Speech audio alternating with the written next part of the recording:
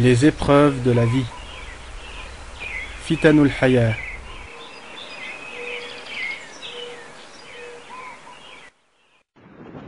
طبعا قدر الله عز وجل لا اعتراض عليه، وعسى أن تكرهوا شيئا كما قال الله سبحانه وتعالى وهو خير لكم. لكن لو سألتك يا عبد الله عن أهم الأشياء يعني اللي فقدتها وتتمنى حصولها بعد إصابتك يعني بالشلل والإعاقة. أماني، في 3 أماني تتعبني. هي حسنة، أمنية أني أسجد لله سجدة وإن شاء الله ما أقوم منها. في خوف داخلي، في آية في القرآن تقول يوم يكشف عن ساق فيدعون إلى السجود فلا يستطيعون. أنا لا ما أقدر أسجد الآن. أيام ما كنت أمشي ضيعت صلوات كثيرة. الآن في ناس ممكن يحزنوا عليها، صح؟ يشوفوني بهذه الحالة يحزنوا عليها، لكن لما أكون ما أصلي ما حد يحزن عليها. الثانية إني أقلب ورقة بالمصحف، هذه أنتم ما تفكروا فيها، أنا أشوفها مثل الجبال. الثالثة إني نفسي وقت عيد أو مناسبة أو فرحة أدخل البيت أضم أمي.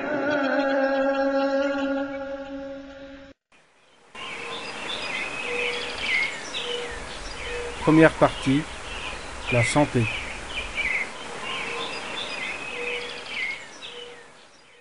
Ibn Abbas rapporte du prophète sallallahu alayhi wa sallam qu'il a conseillé un homme en ces termes: profite de 5 choses avant que 5 autres ne surviennent.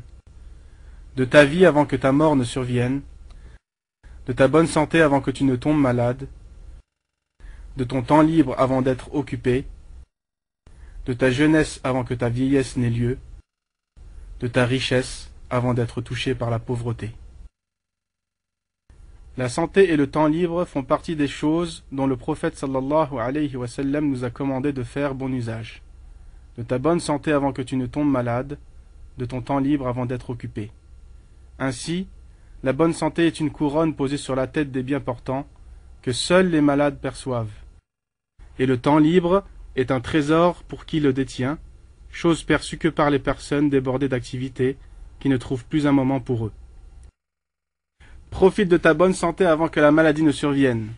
Profites-en, non dans les tentations de ce monde, mais dans l'adoration de ton Seigneur, par l'accomplissement de bonnes actions.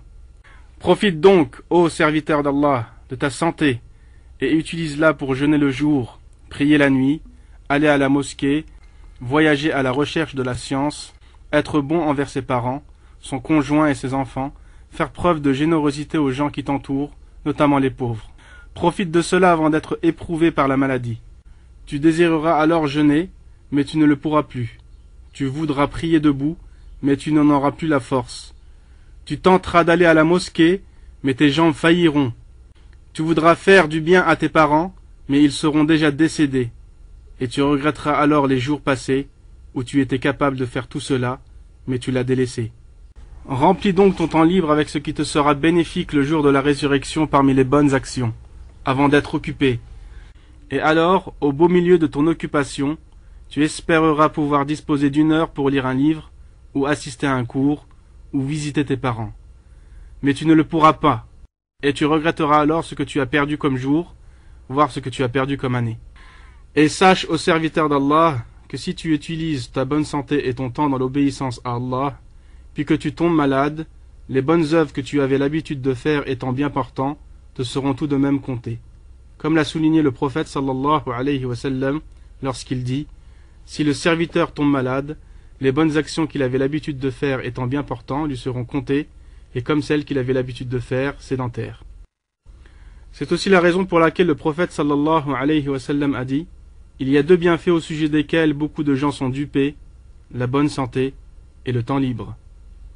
Le prophète sallallahu alayhi wa sallam a donc voulu expliquer que la personne réellement dupée est celle bien portante, ayant du temps libre, mais qui pourtant ne tire pas bénéfice de ces 2 bienfaits pour adorer son Seigneur et décrocher le paradis.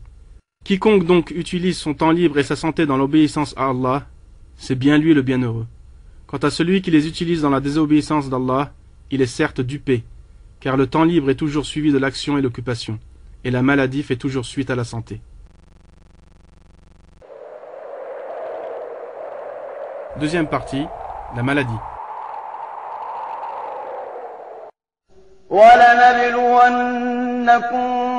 بِشَيْءٍ مِّنَ الْخَوْفِ وَالْجُوعِ وَنَقْصٍ مِّنَ الْأَمْوَالِ وَالْأَنفُسِ وَالثَّمَرَاتِ وَبَشِّرِ الصَّابِرِينَ الَّذِينَ إِذَا أَصَابَتْهُم مُّصِيبَةٌ قَالُوا إِنَّا لِلَّهِ وَإِنَّا إِلَيْهِ راجعون.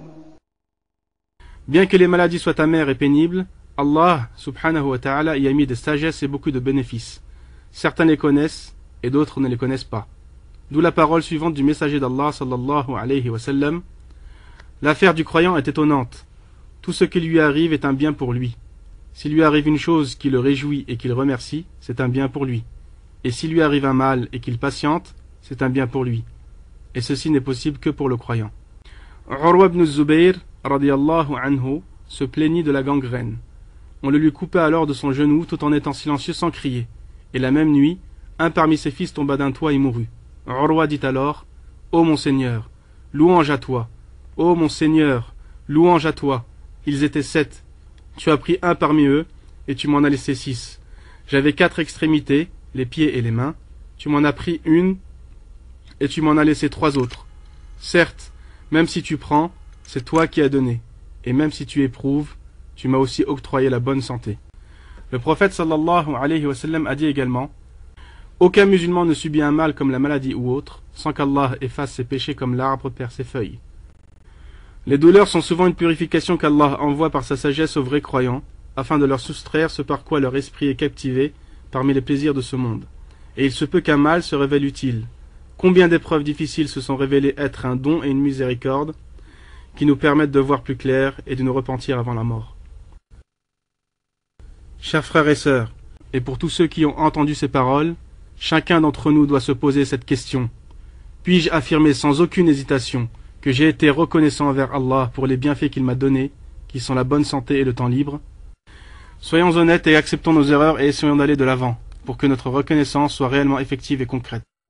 Les pieux prédécesseurs avaient compris cela jusqu'à un tel point qu'il est rapporté que si on leur disait que l'ange de la mort venait pour leur ôter la vie, ils ne pouvaient rien rajouter à ce qu'ils accomplissaient habituellement. Chers frères et sœurs, que la course aux richesses ne vous distrait pas jusqu'à ce que vous visitiez les tombes. Comme Allah le Très-Haut dit, يا أيها الذين آمنوا لا تلهكم أموالكم ولا أولادكم عن ذكر الله ومن يفعل ذلك فأولئك هم الخاسرون وأنفقوا مما رزقناكم من قبل أن يأتي أحدكم الموت فيقول رب لولا أخرتني إلى أجل قريب فأصدق وأكن من الصالحين ولن يؤخر الله نفسا إذا جاء أجلها والله خبير بما تعملون.